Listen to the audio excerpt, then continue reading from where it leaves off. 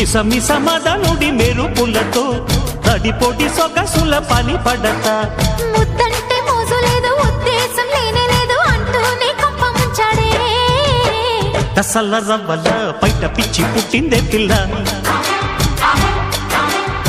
తిమ్మిది పుట్టితే ఆగమన్న ఆగనే మల్లా